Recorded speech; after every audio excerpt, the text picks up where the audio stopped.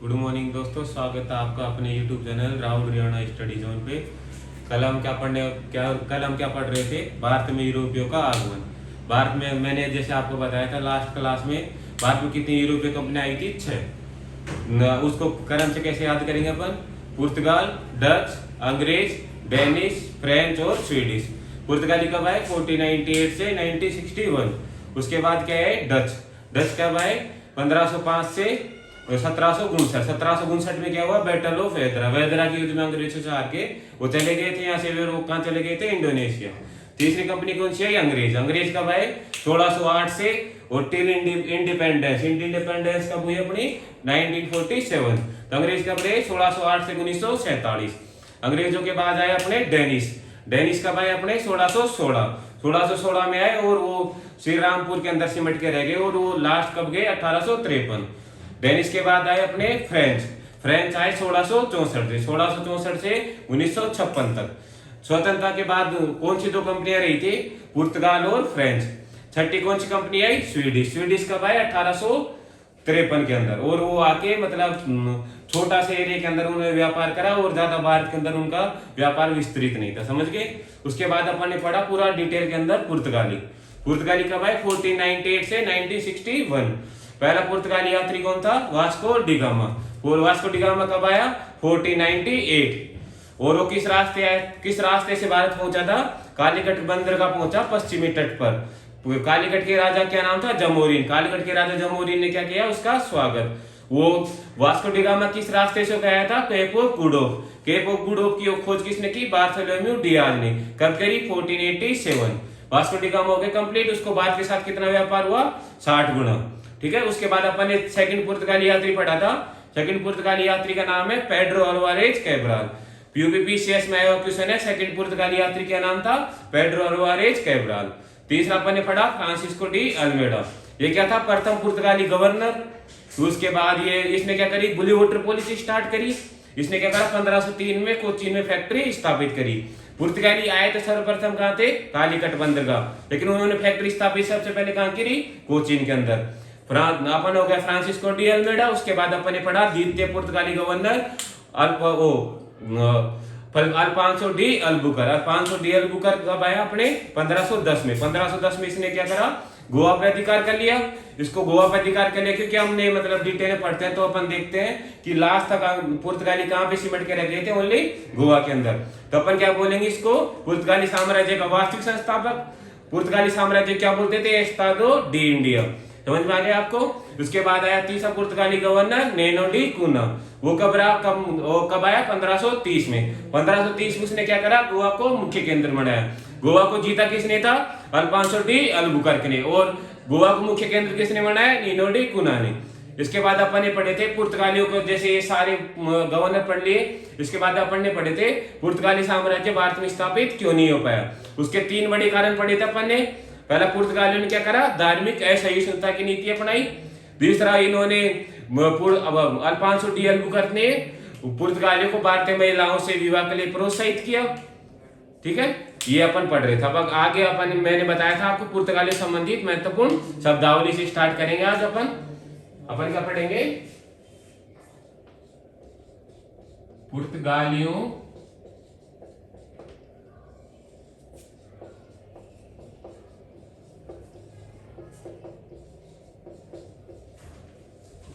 पुर्तगालियों से संबंधित महत्वपूर्ण शब्दावली।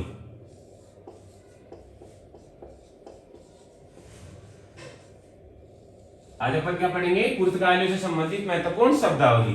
तो मैंने आपको क्या बताया था? फ्रांसिस्को डी अल्मेडा के अंदर उसने क्या करी थी? Blue water policy. Blue water policy दिन क्या बोलते हैं? नीले पानी की नीति। तो अपन समझेंगे अच्छे से नीले पानी की नीति क्या होती है, इनके मुख्यतः कितने महत्वपूर्ण शब्द हैं इनके। एक तो क्या? ब्लू वाटर पॉलिसी, एक कार्ड, एक क्या? अल्मेडा व्यवस्था। अब तीनों का अपन समझते हैं ये क्या क्या क्या होता है इसके अंदर। ठीक है, तो पहला क्या था अपना? Blue water policy.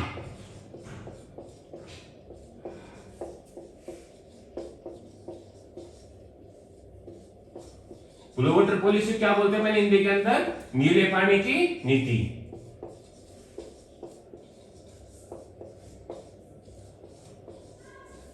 जैसे पिछली क्लास में मैंने आपको बताया था कि पुर्तगाली भारत में किस रास्ते से गए थे, समुद्र के रास्ते होके। तो समुद्र में किसका अधिकार था, पुर्तगालियों का। समुद्र में स्पेशली किसके ऊपर, अरब सागर के ऊपर।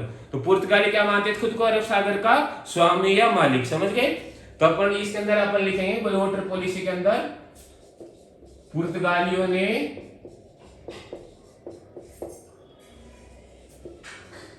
अरब सागर पर एकाधिकार कर लिया था।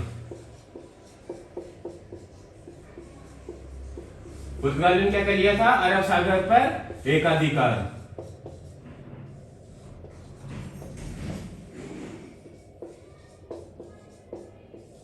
पुर्तगालियों ने अरब सागर पर क्या कर लिया था, एकाधिकार, तथा अरब सागर में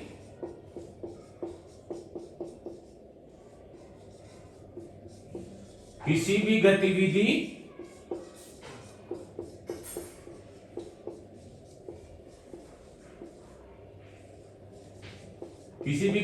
के लिए पुर्तगालियों से अनुमति लेनी पड़ती थी।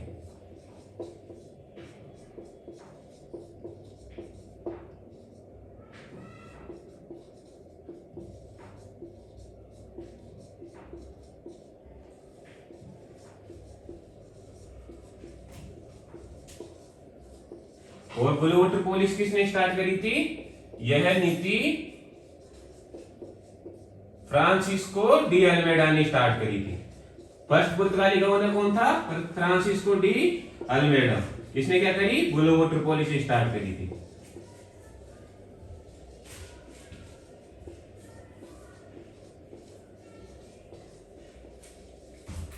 देखो अच्छे समझते हैं, ब्लू वाटर पॉलिसी क्या है, पुर्तगालियों ने क्या करा था, अरब सागर पर क्या कर लिया था, एकाधिकार। अरब सागर में एकाधिकार कर लिया तो इनको क्या होता था, कोई भी अगर जहाज जाएगा तो उनको अरब सागर में किसी भी गतिविधि के लिए किससे अनुमति लेनी पड़ी थी, पुर्तगालियों से अनुमति लेनी पड़ती थी। और ये नीति किसने स्टार्ट करी थी, प्रथम पुर्तगाली गवर्नर, उसका नाम क्या था, फ्रांसिस्को डी अल्मेडा। समझ गए बेटा, ब्लू वाटर पॉलिसी किसने स्टार्ट करी, फ्रांसिस्को डी अल्मेडा ने।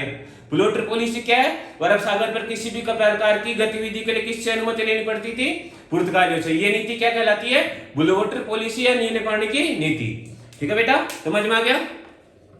चलो अपन दूसरा पढ़ते हैं।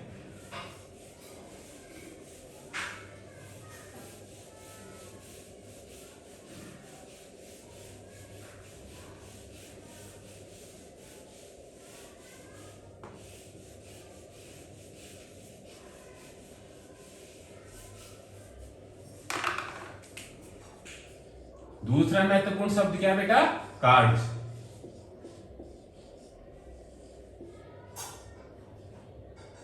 जैसे अपने कार्ड होता है ना, उसको पुर्तगाली में क्या बोलते हैं, कार्ड्स। कार्ड्स क्या होता है, पुर्तगाली द्वारा जारी किया गया अनुमति पत्र। अनुमति पत्र क्या होता है, जैसे अपने यहाँ अपन रोड पे चलते हैं तो रोड पे क्या लगता है, टोल टैक्स लगता है, नहीं लगता। तो टोल टैक्स का कार्ड होता है, उसको क्या बोलते हैं अपन, टोल टैक्स कार्ड या रोड टैक्स कार्ड बोलते हैं ना अपन उसको।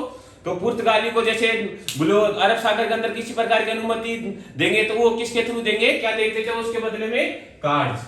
जैसे वो फिक्स मतलब कोई पेगोडा, जैसे पुर्तगाल के अंदर सिक्के कौन से चलते थे, पेगोडा। तो पेगोडा के बदले के अंदर क्या देते थे, कार्ड्स। समझ गए बेटा। तो ये क्या लिखेंगे अपन, कार्ड्स के अंदर पुर्तगालियों द्वारा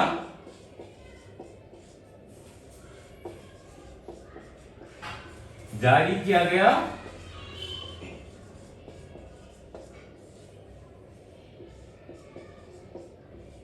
अनुमति पत्र।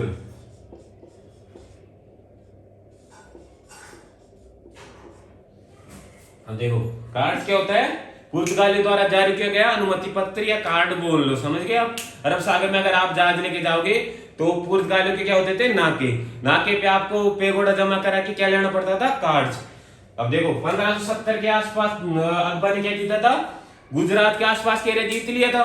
तो अकबर ने क्या करा था, पहली बार समुद्र देखा था। तो अकबर को यहाँ पे समुद्र के अंदर अगर किसी प्रकार गतिविधि के लिए किससे अनुमति लेनी पड़ती थी, पुर्तगालियों से। तो अपन लिखेंगे यहां तक कि अकबर को भी कार्ड लेना पड़ा था, अकबर को भी कार्ड लेना पड़ा था।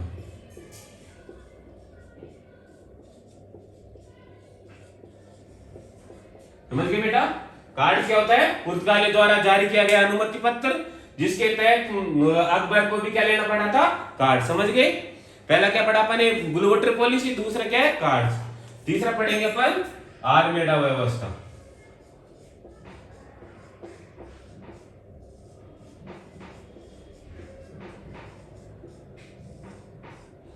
आर्मेडा व्यवस्था को समझते हैं। आर्मेडा का मतलब क्या होता है, काफिला।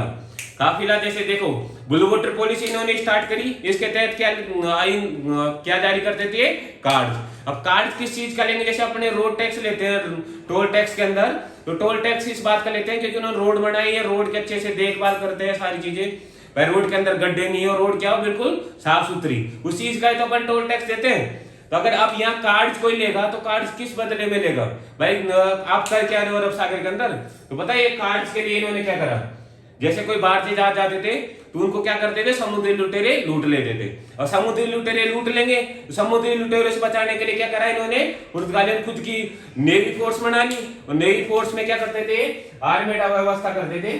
जैसे एक जहाज है ना, एक जहाज जाएगा तो उसको सारे समुद्री लुटेरे लूट लेते थे, तो जितने भी जहाज जाते थे उनके साथ क्या जाती थी, पुर्तगाल की नेवी। पुर्तगाल की नेवी जाएगी तो उनको समुद्री लुटेरे नहीं लूट सकते, तो ये इसको क्या बोलेंगे अपन, आर्मेडा व्यवस्था को काफिला व्यवस्था भी बोल सकते हैं अपन। तो अपन क्या लिखेंगे, भारतीय जहाजों के साथ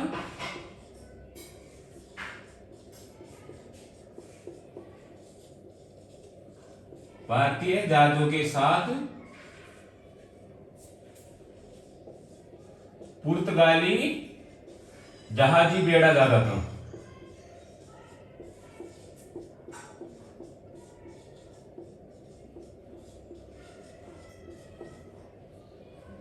इस व्यवस्था को क्या बोलेंगे अपन, आर्मेडा व्यवस्था।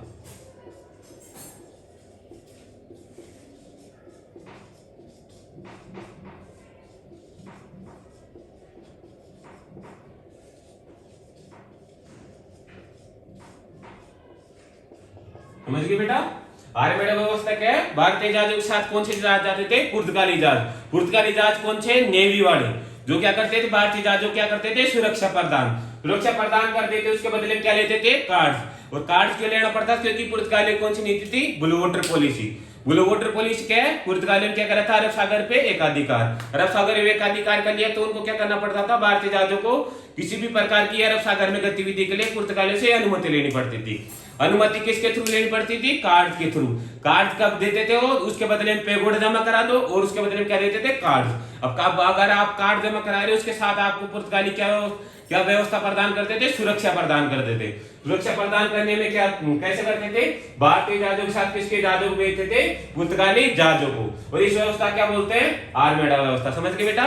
पुर्तगाली तीन महत्वपूर्ण शब्दावली में क्या क्या पढ़ा अपन ने, ब्लू वाटर पॉलिसी, कार्ड, और तीसरा आर्मेडा व्यवस्था। समझ गए बेटा? अब आगे पढ़ते हैं। पुर्तगालियों ने और भी बात के अंदर क्या क्या किया, और ये यहीं पे क्यों सिमट के रह गए, वो तो मैंने आपको बता ही दिया था लास्ट क्लास के अंदर। पुर्तगालियों ने भारत में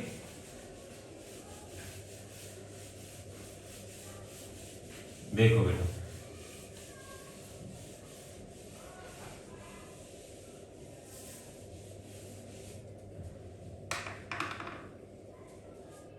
भारत में सबसे पहले प्रिंटिंग प्रेस किसने स्थापित करी, पुर्तगालियों ने। कब से स्थापित करी, 1556 में। 1556 में गोवा में पुर्तगालियों ने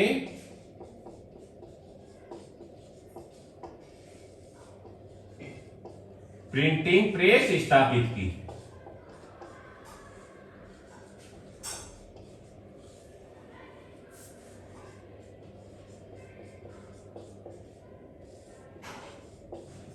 भारतीय प्रिंटिंग प्रेस किसने स्टार्ट करी, पुर्तगालियों ने। कहां पे करी, गोवा में। कब करी, 1556 में। 1556 में गोवा में पुर्तगालियों क्या करी, प्रिंटिंग प्रेस स्थापित करी। समझ गए बेटा? देखो, अब देखो, पुर्तगाल यहाँ पे खेती पे लेके आए थे, ठीक है। अब किसकी खेती लेके आए थे वो, पुर्तगालियों ने यहाँ पे आलू, मक्का और तंबाकू की खेती स्टार्ट करी।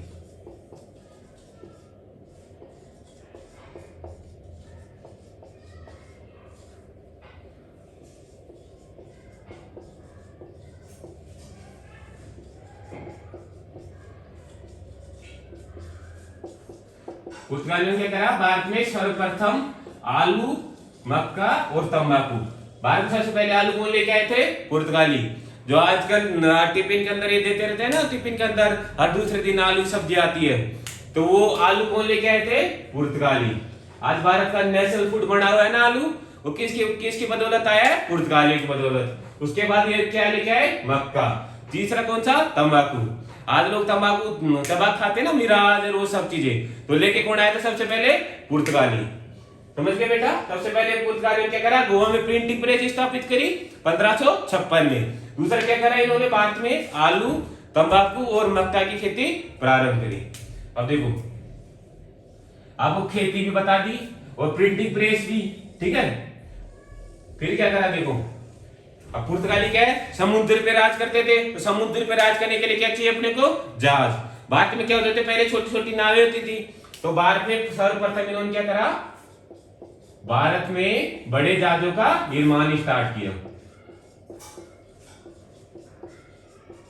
भारत में बड़े जहाजों का निर्माण प्रारंभ किया।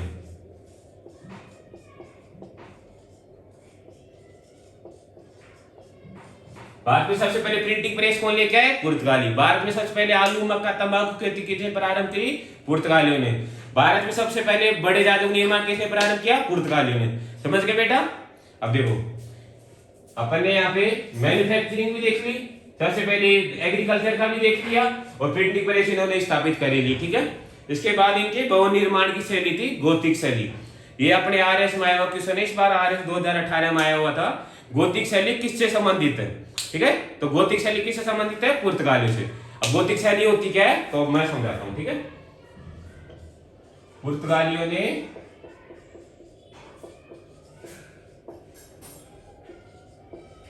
गोथिक शैली प्रारंभ करी। कौन सी शैली प्रारंभ करी बेटा? गोथिक शैली।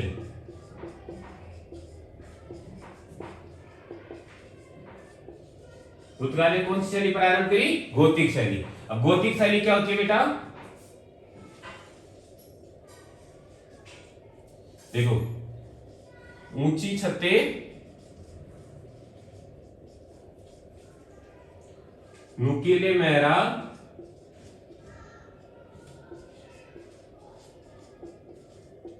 और तीसरा कौन सा है? बारीक सजावट।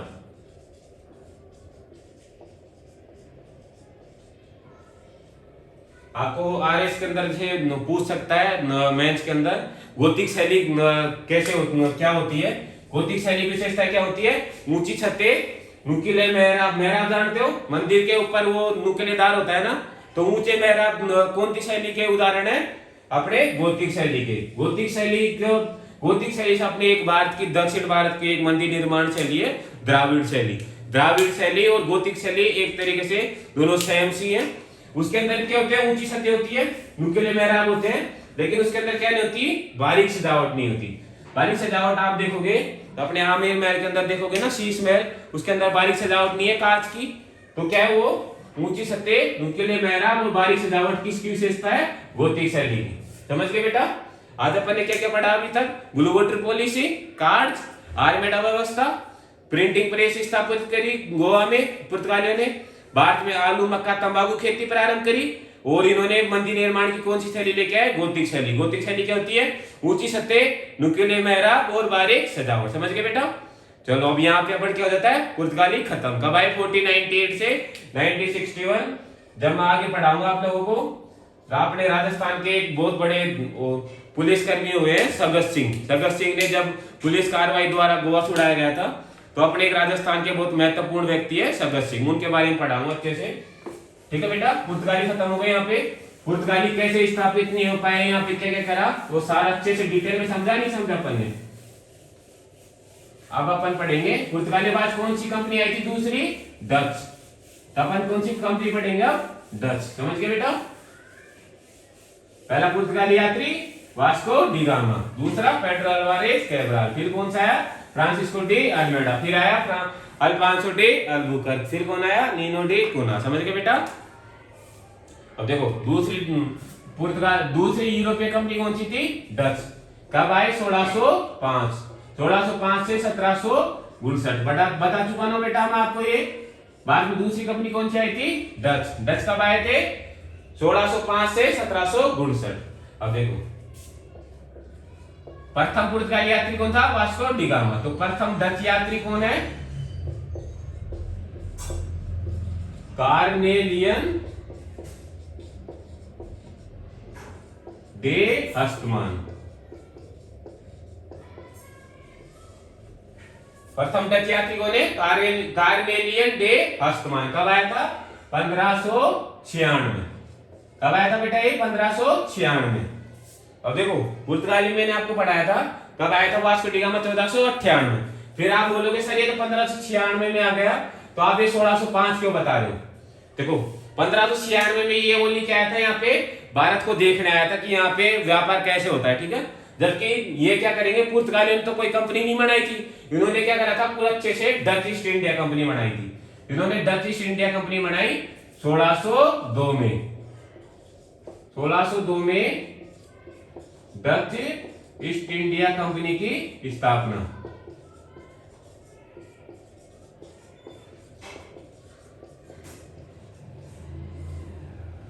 पहला डच यात्री कौन? Cornelius de Houtman. और डच ईस्ट इंडिया कंपनी की स्थापना कब हुई? 1602 में। 1602 में इन्होंने डच ईस्ट इंडिया कंपनी की स्थापना करी, क्या कहां पे कर ली? हॉलैंड के अंदर। और ये भारत में कब आए थे?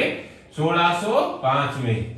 1605 में इन्होंने मसूलीपट्टनम है ना अपने आंध्र प्रदेश में, मसूलीपट्टनम का है आंध्र प्रदेश।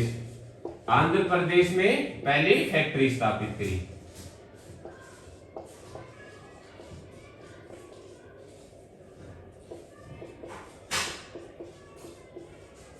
देखो पुर्तगाली कहां पे आए थे? पश्चिमी तट पे। ये कहां पे है? पूर्वी तट पे। पूर्वी तट पे अपना आंध्र प्रदेश है, नहीं है? वहां पे इन्होंने क्या करा? 1605 में पहली फैक्ट्री स्थापित कर दी मसूलीपट्टनम में, ठीक है।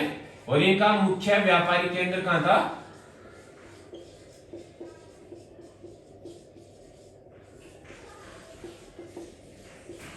चिनसुरा, बंगाल।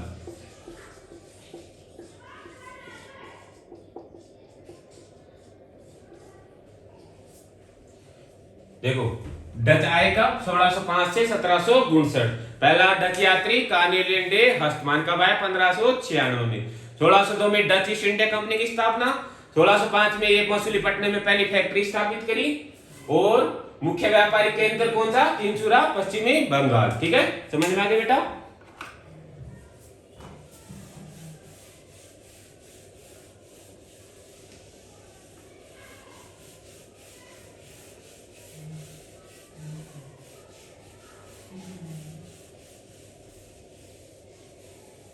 अब देखो डच के बारे में मैंने आपको सब बताई थी। अब इसके बाद पढ़ेंगे अपन वेदरा का युद्ध, बैटल ऑफ वेदरा।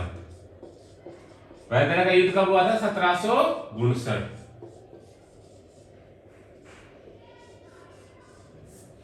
देखो जिस प्रकार एक म्यान में दो तलवारें नहीं रह सकती, उसी प्रकार एक दो यूरोपीय कंपनी एक साथ नहीं रह सकती। मैं आपको बताऊंगा 1611 के अंदर अंग्रेज का आए थे मसूलीपट्टनम में, उन्होंने पहली फैक्ट्री स्थापित कर ली, ठीक है। 1611 में मसूलीपट्टनम में फैक्ट्री स्थापित करी।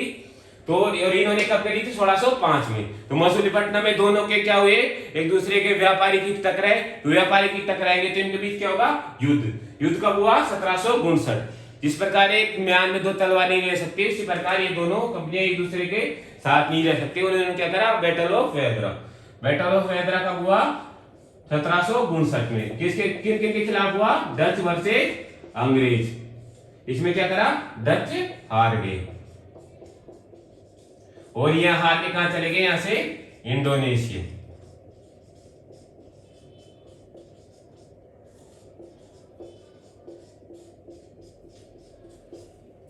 बैटल ऑफ वेदरा कब हुआ? 1759 में। किनके खिलाफ हुआ? डच वर्सेस अंग्रेज। इसमें क्या हुआ? डच हार गए और ये कहां चले गए? इंडोनेशिया। समझ गए बेटा? और देखो इसके अंदर महत्वपूर्ण क्या है, इसका अंग्रेज सेनापति का क्या नाम था? Robert Clive. क्लाइव के बारे में वो मैं बताऊंगा। इसने क्या करा था? एक तो स्थायी बंदोबस्त और वो सारी चीजें बताऊंगा। इसमें अंग्रेज सेनापति कौन था? Robert Clive. Battle of Bedara कब हुआ? 1759 में। डच क्या हुए, हार गए। हार के कहां चले गए, इंडोनेशिया। इंडोनेशिया क्या करते थे, कौन किसका व्यापार करते थे, मसालों का। समझ गए बेटा। डच आए कब, 1596 में प्रथम डच यात्री कार्नेलियन डे हस्तमान। 1602 में प्रथम डच ईस्ट इंडिया कंपनी की स्थापना। 1605 के अंदर मसूलीपट्टनम में पहली फैक्ट्री स्थापित करी और मुख्य व्यापारिक केंद्र चिंचुरा पश्चिम बंगाल। उसके बाद battle of Bedara. Battle of Bedara कब हुआ, 1759 में। डच क्या हुए, हार गए और हार के कहां चले गए, इंडोनेशिया। इसमें कौन जीते, अंग्रेज। अंग्रेज सेनापति कौन था, रॉबर्ट क्लाइव। समझ में आ गया बेटा। चलो धन्यवाद। अगर अपन अगला पढ़ेंगे अंग्रेज। अंग्रेज कब आए थे, 1608 से 1947 तक। ठीक है बेटा। अब ये अपन अंग्रेज पढ़ेंगे अगली क्लास के अंदर। उससे पहले अपन मैं पूरा रिवाइज करा देता हूं। अब मैंने कौन सी पढ़ाई थी आपको, 6 यूरोपीय कंपनियां, पुर्तगाल, डच, अंग्रेज, डेनिश, फ्रेंच और स्वीडिश। समझ गए बेटा। उसके बाद पुर्तगाल बता दिया मैंने अच्छे से डिटेल में। फिर आज मैंने पुर्तगाली में आज क्या पढ़ाया आपको, ब्लू वाटर पॉलिसी, कार्ड व्यवस्था, आर्मेडा व्यवस्था। उसके बाद पुर्तगाल ने 1556 में गोवा में पहली फैक्ट्री स्थापित करी। भारत में आलू, मक्का, तंबाकू खेती प्रारंभ करी। उसके अलावा भारत में बड़े जहाजों का निर्माण स्थापित किया और भारत में मंदिर निर्माण की कौन सी थैली लेके आए थे, गोसिक थैली। उसके बाद पढ़ा अपने डच, पहला डच यात्री कार्नेलियन डे हस्तमान। उसके बाद 1600 डच ईस्ट इंडिया कंपनी की स्थापना। 1605 में पहली फैक्ट्री लगाई पूर्वी तट पर, 1605 के अंदर। उसके बाद battle of Bedara 1759, Dutch versus अंग्रेज। डच क्या हुए, हार गए। हार के कहां चले गए, इंडोनेशिया। और अंग्रेज सेनापति कौन था इसके अंदर, रॉबर्ट क्लाइव। समझ गए बेटा। इसके बाद अगली क्लास में पढ़ेंगे अपन अंग्रेज। अंग्रेज कब आए थे, 1608 से 1947। चलो धन्यवाद। ठीक है बेटा। अगर आपको समझ में आया तो चैनल को लाइक करें, कमेंट करें और सब्सक्राइब करें। धन्यवाद।